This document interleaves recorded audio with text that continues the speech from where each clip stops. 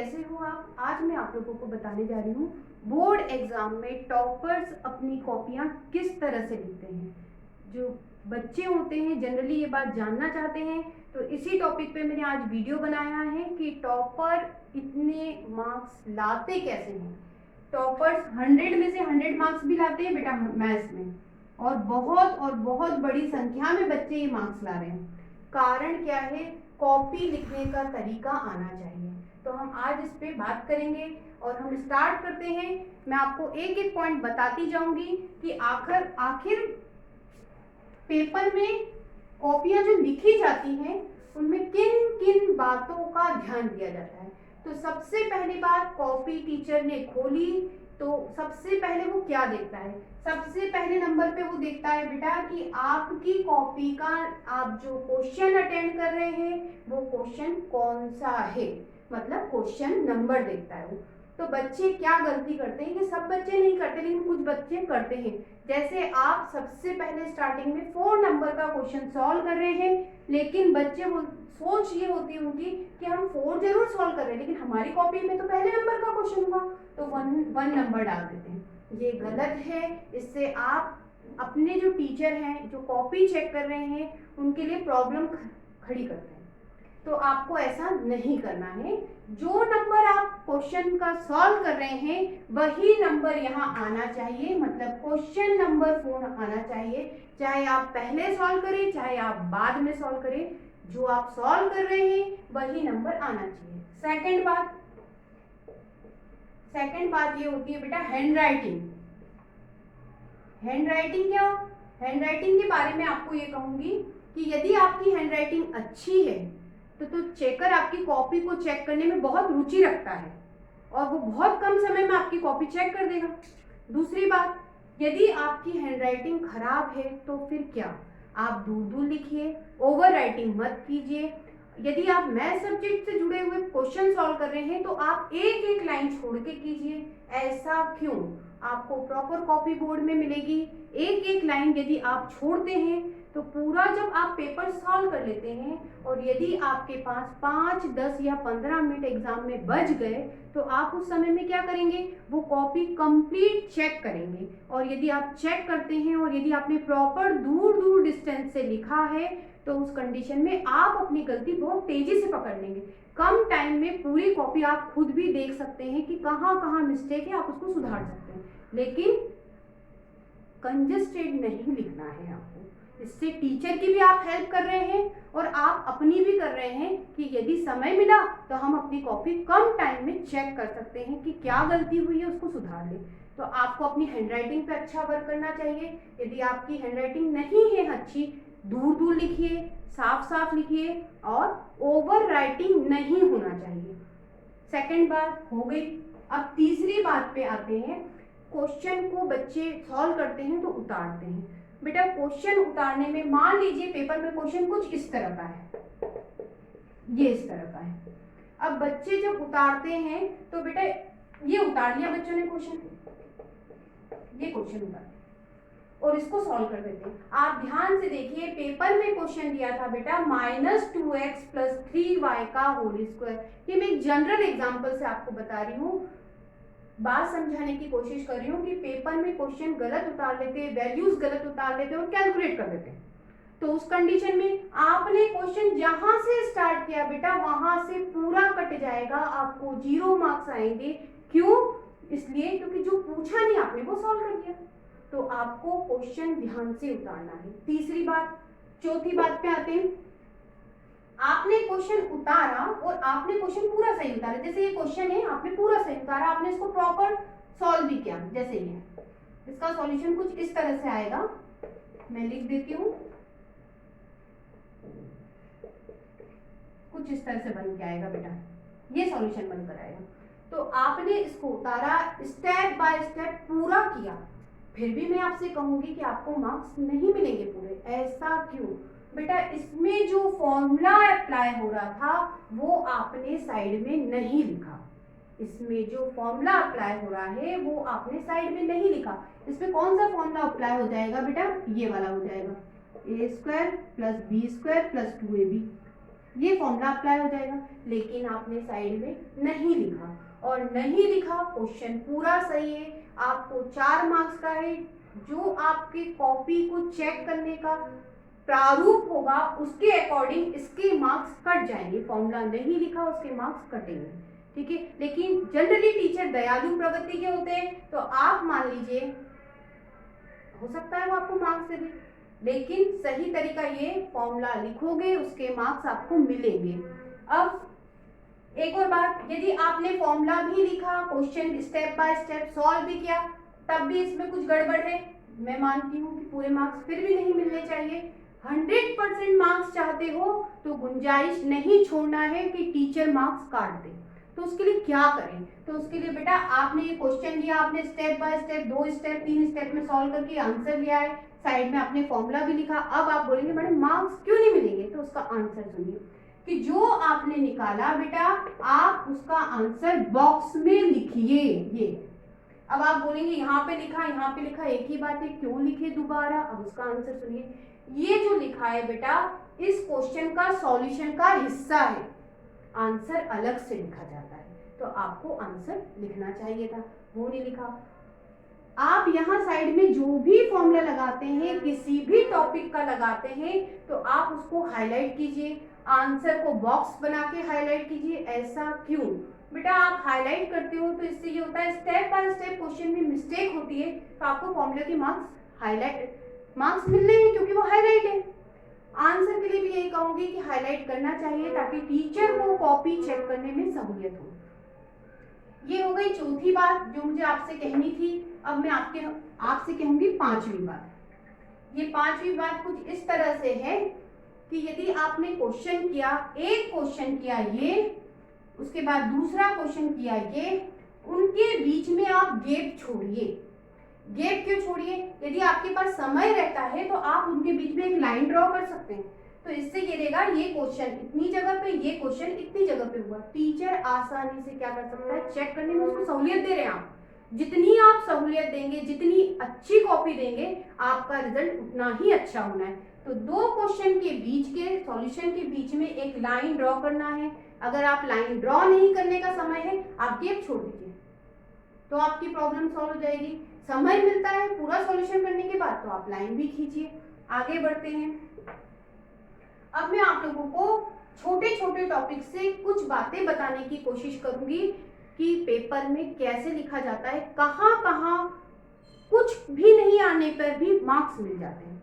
ठीक है, बच्चे बोलते हैं कि मैं 70 मार्क्स कट करके आया हूँ, 70 तो मिलने ही हैं, लेकिन मार्कशीट में 75 मार्क्स मिले। वो बोलता है यार हुआ क्या ऐसा कि मुझे 70 की जगह 75 मिले मार्क्स। मैंने जो कैलकुलेट किया था वो 70 का था, 75 कैसे मिले? तो उसने क्या क्या किया होगा, किस किस चीज की गुंजाइश है, वो मैं आपको बताती हूँ। जैसे तो बेटा मैं आप लोगों को कुछ एग्जाम्पल चैप्टर के देके ये बताने की कोशिश करूंगी कि आपको किस तरह से उस क्वेश्चन को प्रॉपरली सॉल्व करना है। स्टार्ट करते हैं। चैप्टर नंबर 5 बेटा आप लोगों की एनसीईआरटी का 10th क्लास का है। चैप्टर नंबर 5 वो है बेटा अर्थमेटिकल प्रोग्रेशन। तो इसमें आप लोगों ने देखिए क्वेश्चन जैसे आपको दिया है उसमें आप गिवन लिखिए, जो भी देख रखा है, जैसे ए की वैल्यू, डी की वैल्यू दे रखी है, एन की वैल्यू दे रखी है, जो भी आपको दे रखा है आप जो भी गिवन है सारा लिखिए, आपको इसके मार्क्स मिलेंगे। ठीक है। दूसरी बात आपको जो निकालना है, जैसे टू फाइंड, आपको निकालना है इस क्वेश्चन में एन की वैल्यू, तो एन की वैल्यू लिखिए, क्वेश्चन मार्क लगा दीजिए कि हमें ये फाइंड करना है। ठीक है। तीसरी बात आप क्वेश्चन सॉल्व करने गए तो आप सॉल्यूशन करके लिखिए। सॉल्यूशन करके क्या लिखोगे बेटा? स्टार्ट करोगे तो इसमें तो फॉर्मूला लगने वाला है a plus N minus 1d, ये nth टर्म फॉर्मूला है। आप इसमें वैल्यू डालोगे, क्वेश्चन सॉल्व करोगे तो आप देखिए n की वैल्यू 16 आ रही है। तो बेटा आप लोगों को क्वेश्चन में, ये मैंने आपको चैप्टर से एग्जांपल बताने की कोशिश की है कि क्या क्या लिखना चाहिए। जैसे गिवन लिखना चाहिए, जो भी आपको दे रखा है वो लिखिए। टू फाइंड कहने का मतलब जो निकालना है उसको बताइए कि हम इस क्वेश्चन में ये निकालने वाले हैं।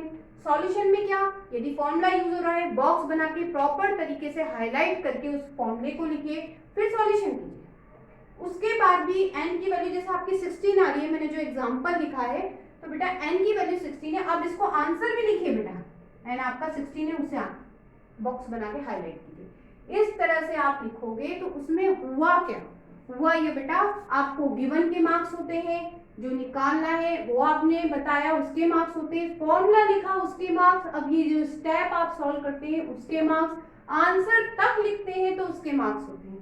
तो बेटा आप ध्यान से सुनिए, ये तो आप लोगों को आसानी से मिल सकते हैं, ठीक है। फॉर्मूला अगर लिख दिया तो आपने कितना कुछ गेन करा। तो आप इस बात का ध्यान रखें कि हमें आसानी से जहां मार्क्स मिल सकते हैं तो वो सारी चीजें प्रॉपर आपके सॉल्यूशन में मौजूद होना ही चाहिए। अब आगे बढ़ती हूँ, चैप्टर नंबर 6 से आपको कुछ समझाने की कोशिश करूंगी। चैप्टर नंबर 6 बेटा आपका ट्राइंगल है। क्या है बच्चों? ट्राइंगल। ट्राइंगल वाले चैप्टर में आपको क्वेश्चन में गिवन दिखेगा, कुछ ना कुछ गिवन जरूर दिखेगा, आप उसको लिख दीजिए। लिख दिया? अब आपको जितने भी आप ट्राइंगल के क्वेश्चन करोगे उसमें टू प्रूव मिलेगा, कुछ ना कुछ आपको बताना है या लाना है, आप उसको लिख दीजिए, क्वेश्चन में ही मिलेगा। अब आगे बढ़ते हैं, ट्राइंगल वाले चैप्टर में आपको बेटा फिगर बनाना पड़ता है। अब फिगर कितने, या तो आपको मन से बनाना पड़ेगा और दूसरा तरीका होता है बेटा कि आपको पेपर में ही फिगर दिया होता है तो आप फिगर बना दीजिए, पेपर से देख के बना दीजिए। अब आप कहेंगे पेपर में तो बना है, हम क्यों बनाए? बेटा मार्क्स चाहते हो बनाओ, ठीक है, क्योंकि इसके मार्क्स मिलते हैं, गिवन के भी मिलेंगे, जो आपको निकालना है प्रूफ करना उसके मार्क्स मिलेंगे।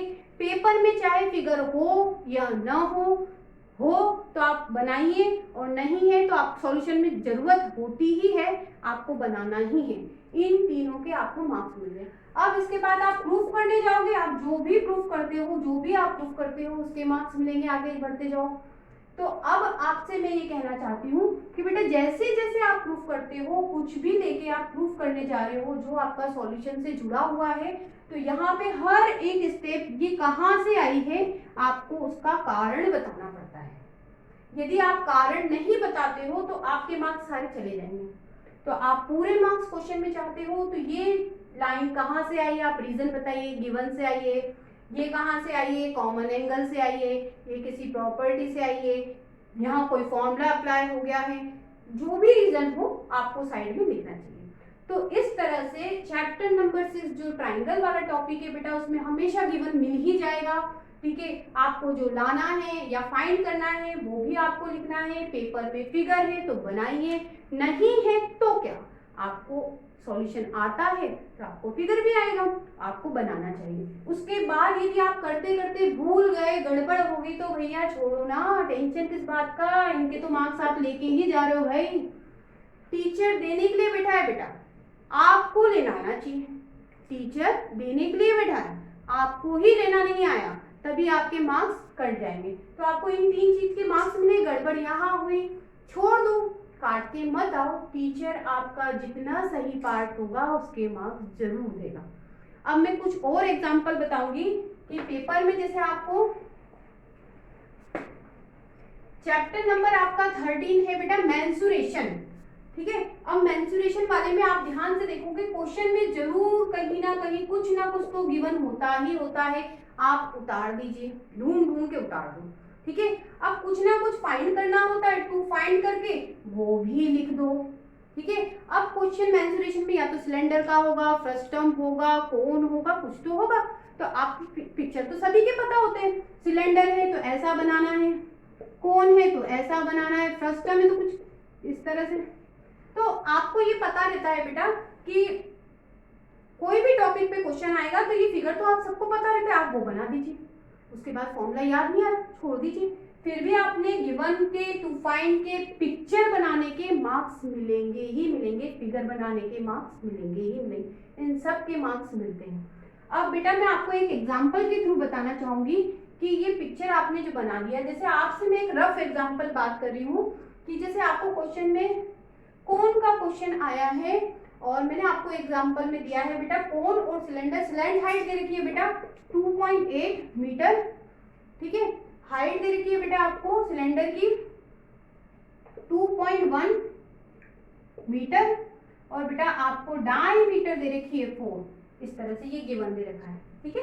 और आप लोगों को पेपर में अगर फिगर दिया है तो आपकी तो प्रॉब्लम ही सॉल्व हो जाती है। पेपर में फिगर दिया है तो बस आपको उतारना है, नहीं तो आप खुद देखिए क्वेश्चन में क्या क्या बोल रखा है, उस हिसाब से आपको पिक्चर बनाना ही बनाना है, ठीक है, तभी क्वेश्चन आप प्रॉपर तरीके से कंप्लीट कर पाएंगे। तो बेटा इस तरह का फिगर है आपका ये। तो अब आप बोलेंगे कि मैडम ये जो आपने कहा ऐसा मैं बनाकर आ गया, फिगर में मार्क्स फिर भी नहीं मिले। बेटा कैसे मिलेंगे, बनाया तो आपने फिगर है लेकिन ये इनकम्प्लीट फिगर कहलाएगा। क्यों, जो आपको गिवन में दे रखा है आप इसमें डालिए, आप इसमें लिखिए, तो आपका करा हुआ 100% सही है। 100% मार्क्स चाहते हैं ना, तो आपको 100% अपनी कॉपी में देना होगा। जैसे सिलेंट हाइट दे रखी है बेटा ये, तो यहाँ लिखिए 2.8 मीटर। आपको सिलेंडर की हाइट दे रखी है 2.1, तो यहाँ लिखिए 2.1 मीटर। अब आपको आगे सॉल्व करेंगे तो रेडियस आपको 2 मीटर मिलने वाली है, तो यहाँ लिखिए रेडियस आपकी 2 मीटर। अब ये फिगर आपका सही हो गया। और भी सही तरीके से करना चाहते हैं तो ये जो पॉइंट है उसको भी आप बता दीजिए इस तरह से, और भी अच्छा हो गया।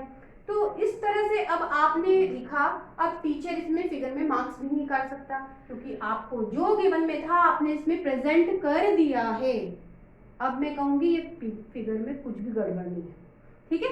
अब आगे चलते हैं। तो गिवन हो गया, पिक्चर बन गया, टू फाइंड जो भी आपको फाइंड करना है वो हो गया। अब आएंगे आप सॉल्यूशन लिखने पे। जब सॉल्यूशन लिखेंगे तो कुछ ना कुछ फॉर्मूला लिखेंगे। फॉर्मूला जब आप लिखते हैं तो बड़ा सा उसमें बॉक्स बना के हाईलाइट कीजिए, ठीक है। आप हाईलाइट करोगे, आगे का जो भी आपका कार्यक्रम है यदि वो गलत हो जाता है तो बेटा यहाँ से यहाँ तक के मार्क्स तो मिल गए। मान लीजिए फॉर्मूला भूल गए, तब भी बेटा यहाँ से लेके यहाँ तक के मार्क्स मिल गए। हम क्यों छोड़े अपने मार्क्स, ठीक है। आगे बढ़ते हैं। मान लो आपने फॉर्मूले में वैल्यू डाली, ठीक है, फॉर्मूले में वैल्यू डाली, आपका जो भी आंसर आया वो मैं एग्जांपल में बता रही हूँ ऐसा आया, ठीक है। अब ये आंसर आया तो आपने पूरा सॉल्यूशन करा, बॉक्स बना के आप आंसर लिखिए। अब आंसर लिखने में भी एक गड़बड़ होती है जो मैं हाईलाइट करना चाहती हूँ बच्चों। आपने जो आंसर लिखा है अगर उसमें यूनिट नहीं लिखते हो, ध्यान से देखो बेटा, आप एरिया निकाल रहे हैं इसमें और यूनिट मीटर स्क्वायर है, और यदि आप ये मीटर स्क्वायर नहीं लिख के आए तब भी आपके मार्क्स कटेंगे।